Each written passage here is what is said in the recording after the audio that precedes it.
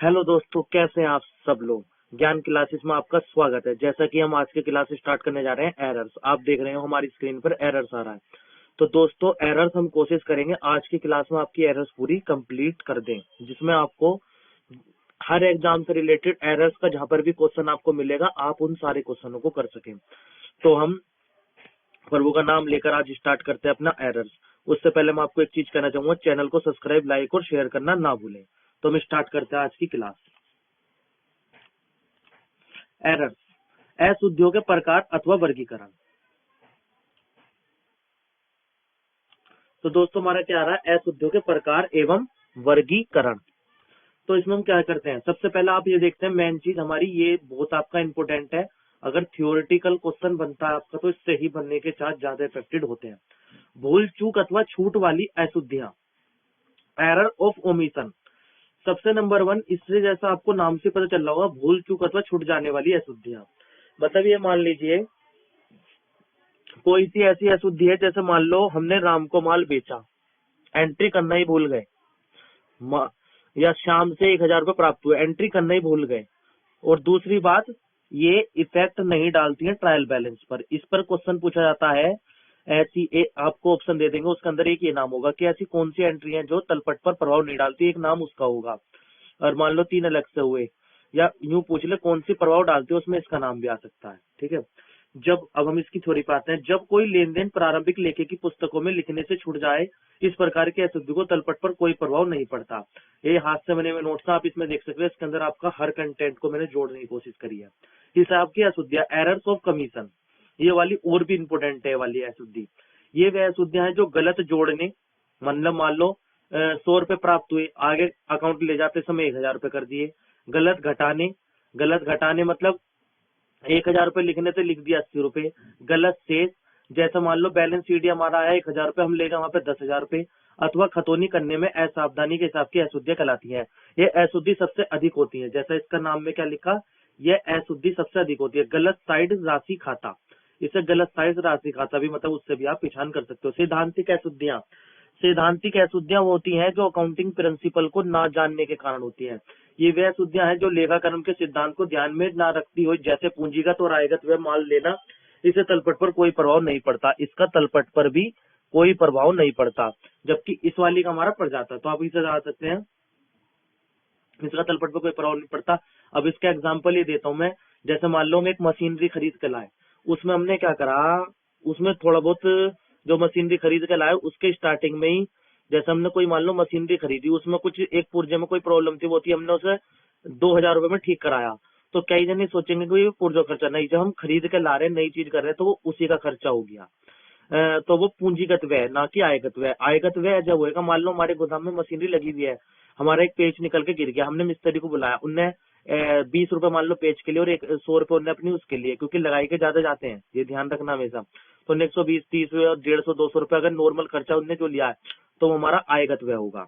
तो इसका हमें ध्यान रखना। क्षतिपूर्वक अशुद्धियां, कंपनसेटरी एरर, ये भी हमारा इफेक्ट नहीं डालती ट्रायल बैलेंस में। मैंने अलग इसलिए लिख रखा जिससे आपको याद रहे, क्योंकि यहाँ से ही मल्टीपल चॉइस क्वेश्चन बनते हैं।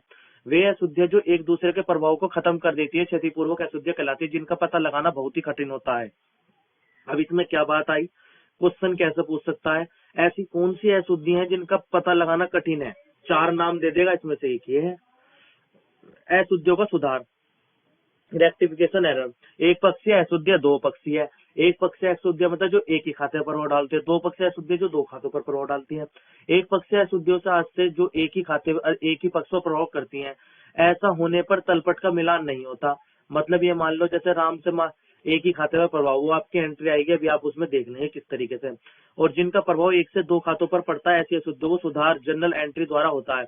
ऐसी अशुद्धियों तलपट पर प्रभाव नहीं पड़ता, तलपट मिल जाता है। इसमें महत्वपूर्ण अशुद्धियों के नाम सैद्धांतिक अशुद्धि, क्षतिपूर्वक अशुद्धि, छूट जाने वाली। तो आपसे ये पूछ सकता है कि एक पक्षीय अशुद्धि कौन कौन, पहले तो द्विपक्ष से देख लो। सबसे नंबर 1 सैद्धांतिक, क्षतिपूर्वक और छूट जाने वाली। तो आपकी कौन सी रह गई, आपकी केवल जो हमारी रह गई, ये वाली रह गई, एरर ऑफ कमीशन। हिसाब की अशुद्धियां हैं, ये एक पक्षीय अशुद्धियां हैं, और इनसे तलपट भी नहीं मिलता। और जैसे एक पक्ष ये कह रहा है ऐसा होने पर तलपट नहीं मिलता, आप इस तरीके से भी इसे याद रखते हैं। उच्चंद खाता बहुत इंपॉर्टेंट है। ज्यादातर क्वेश्चन पूछा जाता है। सबसे पहले तो ये पूछ लेगा उच्चंत खाता कौन सा खाता, अब हम इसे पढ़ते हैं। ये खाता प्राय एक पक्षीय शुद्धि के लिए बनाया जाता है। एक ये नीचे पूछ लेगा कि उच्चंत खाता किससे संबंधित है, एक पक्षीय द्विपक्षीय कौन से, ये एक पक्षीय से संबंधित है। उच्चंत खाता या उद्धृत, इसे उच्चंत खाता कहते हैं, उद्धृत खाता भी कहते हैं, निलंबित खाता भी कहते हैं। एक अस्थायी खाता है। कैसा खाता है? अस्थायी, टेम्परेरी अकाउंट, जो कि अज्ञात भूलों को लेखाबद्ध करने के उद्देश्य से खोला जाता है तथा समस्त अशुद्धियों का समायोजन होने के बाद स्वतः ही बंद हो जाता है। मतलब मान लो हमें कोई गड़बड़ मिली, हमें मिला कि भैया 100 रुपए किससे मिले, हमने क्या करा, उसे सस्पेंस में डाल दिया। जो बच्चे टैली चलाना या अकाउंट में कभी टैली में अगर कोई चलाना जानते होंगे तो उन्हें इस चीज को और बढ़िया तरीके से वो समझ सकते हैं। वैसे तो देखो 10 मतलब जो 12th वाले बच्चे हैं जो मतलब अकाउंट कंपनी सीख रहे हैं, वो अगर इन्होंने उसमें ध्यान लगाया होगा बिल्कुल तो इस अकाउंट को ध्यान से समझ जाएंगे। जो अशुद्धि हमें नहीं मिलती उसे हम सस्पेंस अकाउंट में डाल देते हैं। तो दोस्तों फिर उसके बाद मान लो 100 रुपए की हमने अशुद्धि जो थी सस्पेंस में डाल दी, लेकिन हमें क्या हुआ, 1 दिन 2 दिन 4 दिन बाद पता चल गया कि वो 100 रुपए की अशुद्धि वो है, हमने से अकाउंट में करा तो सस्पेंस खत्म हो गया वहां से। तो यही लाइन कहना चाह रहा हम, दोबारा आते हैं, समस्त अशुद्धियों का समायोजन होने पर स्वयं ही बंद हो जाती है। क्लियर। उच्चंत खाता खोलने की दशाएं, तलपट को संतुलित करने के लिए यदि तलपट को दोनों पक्षों का योग नहीं मिलता और अंतिम खाते तैयार करना आवश्यक होता है तो तलपट के दोनों पक्षों में अंतर की राशि को उच्चंत खाते में लिखकर तलपट का मिलान कर दिया जाता है। दोबारा बताता हूँ, तलपट को संतुलित करने के लिए तलपट में मान लो एक तरफ आ रहा है 1000, एक तरफ आ गया 800, 200 रुपए की गड़बड़ है तो 200 रुपए उधर लिखकर हम इसे बराबर कर देंगे। यदि तलपट के दोनों पक्षों का योग नहीं मिलता और अंतिम खाते तैयार करना आवश्यक होता है तो तलपट के दोनों पक्षों में अंतर की राशि को उच्चंत खाते में लिखकर तलपट का मिलान कर दिया जाता है। दूसरी, संदिग्ध मदों की खतौनी करने के लिए जब किसी मद का पता नहीं चलता हो या किसी गलत पक्ष में खतौनी हो जाती हो तो ऐसी ही उच्चंत प्रविष्टि द्वारा उच्चंत खाते बंद कर दिए जाते हैं। क्लियर।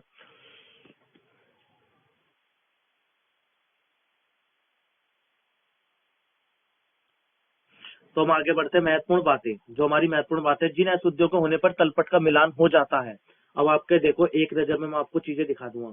जिन अशुद्धियों के होने पर तलपट का मिलान हो जाता है, 3 अशुद्धियां हैं, errors of omission, error of principle, errors of compensatory, छूट जाने वाली, सिद्धांतिक, क्षतिपूरक। ये इंग्लिश और हिंदी दोनों बच्चे पढ़ सकते हैं इसे। द्विपक्षीय अशुद्धियां, जिन अशुद्धियों होने पर तलपट का मिलान नहीं होता, एरर्स ऑफ कमीशन, हिसाब की अशुद्धियां मतलब एक पक्षीय अशुद्धियां। एरर ऑफ ओमिशन, राम को 10,000 का माल बेचा, पुस्तक में लिखा होना भूल गए, ये आपकी ओमिशन होगी। एरर ऑफ मशीनरी खरीदी, मरम्मत खाते में ऋणी कर दिया गया। एरर ऑफ कंपनसेटरी, राम को माल बेचा और श्याम के खाते में लिख दिया गया, ठीक है। Errors of commission, and Annu को 500 रुपए का माल बेचा, गलती से अनुज के खाते में 50 रुपए लिख दिया गया, मतलब 500 का बेचा 50 रुपए लिख दिया गया। एरर्स ऑफ कमीशन, चेक द्वारा अनादरत होने पर, देखो मैंने एक चीज करी है, कुछ बच्चों को क्या कंफ्यूजन होता है मैं तुम्हें बता रहा हूँ कि जैसे चेक अनादरत हो गया तो कुछ बच्चे सोचेंगे अरे क्या एंट्री होती है, क्या एंट्री होती है। बात खत्म, सारी सुनो। नाम टू बैंक, जिसका नाम है नाम डेबिट कर दो, नीचे कर दो बैंक, आपकी चेक अनादरत की एंट्री है, नाम टू बैंक, आपकी एंट्री क्लियर हो जाएगी। मशीन खाते के बजाय वेतन खाते में प्रविष्टि हो गई, मतलब मशीन खाते में करनी थी, किसमें हो गई, वेतन खाते में प्रविष्टि हो गई। सिद्धांतिक अशुद्धियां, प्रिंसिपल, तलपट पर प्रभाव नहीं पड़ता, भूल चूक छूट जाने वाली, हिसाब किताब, सिद्धांतिक, क्षतिपूरक। तलपट पर प्रभाव पड़ता है प्रारंभिक लेके, खाता बही और तलपट संबंधी। ये आपको वो नोट दे रहा हूँ मैं जो आपके एमसीक्यू में पूछते जाते हैं, मल्टीपल चॉइस क्वेश्चन में, जिसे बच्चे मैक्सिमम गलत करके आते हैं। जिस खाते में गलती होती है उसको अपोजिट साइड को सस्पेंस करते हैं। मतलब जैसे मान लो राम के खाते में गलती हुई तो राम के खाते को नहीं करेंगे सस्पेंस, ये लाइन मेरी समझना। उसके जो अपोजिट खाता जो सही है उसे सस्पेंस करेंगे, या जो सही होता है उसे सस्पेंस करते हैं। मतलब कुल मिला के देखो, या तो इसे वो ये, या तो कुत्ते की पूंछ पकड़ लो, या तो मान लो कोई कुत्ता खड़ा है उसकी जाके पीछे से पूंछ पकड़ लो, या फिर वो अपनी पूछ कर दे, पढ़ना पकड़ी तो तुमने पूछी। तो इसी तरीके से ये वाला पॉइंट है, ये वाली बात को मेरी तुम ये मत ले जाना कि सर ये क्या पढ़ा रहे हैं, मैं आपको एक लॉजिक बता रहा हूँ इसे याद करने का। जिस खाते में गलती होती है उसका अपोजिट साइड को सस्पेंस कहते हैं, करते हैं, या जो सही होता है उसे सस्पेंस करते हैं, मतलब जो सही है उसे कर दो सस्पेंस, ठीक है। एरर तो प्रैक्टिस, अब प्रैक्टिस करते हैं हम एरर की, तो इसके अंदर आपके बढ़िया धुआंधार एमसीक्यू चलने वाले हैं, देख सकते हैं ये रहे। मतलब जितने भी एमसीक्यू मैक्सिमम आपके लगते हैं वो मैंने सारे इस क्लास के अंदर कर रखे हैं। तो हम आते हैं एमसीक्यू की स्टार्टिंग करते हैं हम।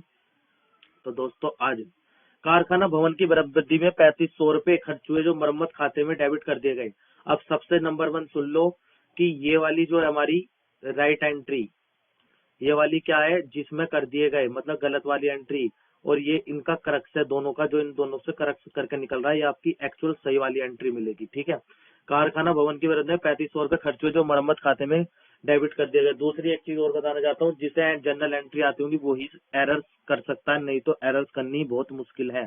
तो जैसे कारखाना भवन की वृद्धि में 3500 रुपए खर्च हुए जो मरम्मत खाते में डेबिट कर दिए गए। मैंने जैसा आपको भी बताया था, अगर 3500 रुपए उसकी वृद्धि में हो रहा है तो बिल्डिंग टू कैश होना चाहिए था, और लेकिन कर दिया क्या हमने, मरम्मत, रिपेयर टू कैश। तो सबसे नंबर 1 कैश में गलती नहीं है, तो कैश को कट कर दो। जो बिल्डिंग है उसे डेबिट यूं का यूं ही रखो, फैक्ट्री बिल्डिंग। और जो रिपेयर है इसे डेबिट हो गई थी तो इसे क्रेडिट मार दो, आप ये रह गया। ठीक है, तो मतलब जो सही है वो तो हमने ऐसा ऐसे रखा, जो गलत था उसे हमने उसका अकाउंट चेंज कर दिया, मतलब डेबिट था क्रेडिट कर दिया। ये सबसे बढ़िया तरीका आपको ये है, इन दोनों को काटो ऐसे, उसमें बिल्डिंग ऊपर रखो, इधर वाली का चेंज कर दो, नीचे आपकी एंट्री खत्म। गोविंद राम को प्राप्त 250 रुपए का चेक अनादरत हो गया जो भत्ते खाते में डाल दिया गया। अब मैंने जैसे आपको बताया था, नाम to bank, Govind to bank कर दिया, नाम आ गया, टू बैंक हो गया। और किसमें, अलाउंस में, मतलब भत्ता खाता, भत्ते को खाते कहते हैं अलाउंस, ये फुल फॉर्म है, मैंने शॉर्ट में लिख रखा, अलाउंस टू बैंक कर दो आप, तो बैंक से बैंक कट गया, Govind to bank allowance, sorry. तो ये क्लियर, ये वाली एंट्री। महेश से प्राप्त एक चेक की रकम 250 रुपए रमेश के खाते में लिख दी गई। महेश से प्राप्त चेक की रकम, बैंक टू महेश, महेश हो रहा है क्योंकि बैंक हमने मतलब इस तरीके से बैंक को कैश ही मान के चलो आप। तो चेक मिला बैंक टू महेश, लिख दी, किसके खाते में लिख दी गई, रमेश के खाते में। तो बैंक से बैंक काटो, रमेश क्या हो रहा है, क्रेडिट, अब चेंज हुआ है, अब इसे डेबिट मारो और इसे क्रेडिट मारो। ठीक है, तो ये हमारी एंट्री हो गई क्लियर।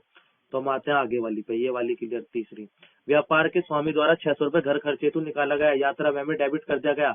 व्यापार के स्वामी द्वारा 600 रुपए घर खर्च के निकाला गया, ड्रॉइंग टू कैश, किसमें, यात्रा व्यय में, ट्रेवलिंग टू कैश, कैश से कैश काटो, ड्रॉइंग डेबिट, और ये वाली नीचे वाली इसके नीचे कर दो क्रेडिट, मतलब डेबिट है क्रेडिट।